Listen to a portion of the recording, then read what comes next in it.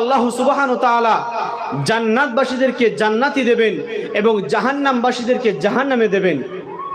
আমরা অনেকেই শুনেছি ওয়াজের মাধ্যম দিয়ে যে আল্লাহ পাক জান্নাতবাসীদেরকে খুশি হয়ে আল্লাহ পাক তাদের খাদ্য সর্বপ্রথম প্রেরণ করবে, সর্বপ্রথম তাদেরকে পেশ করবে মাছের কলিজা ভুনা হিসাবে। জোরে বলুন না সুবহানাল্লাহ।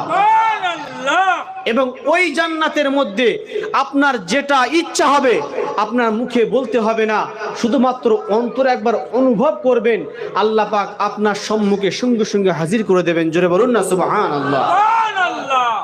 আপনি যেটা ইচ্ছা খেতে চান, যেটা ইচ্ছা আপনি করতে পারেন ওই জান্নাতের মধ্যে। কিন্তু জাহান্নামের পরিস্থিতি কি হবে?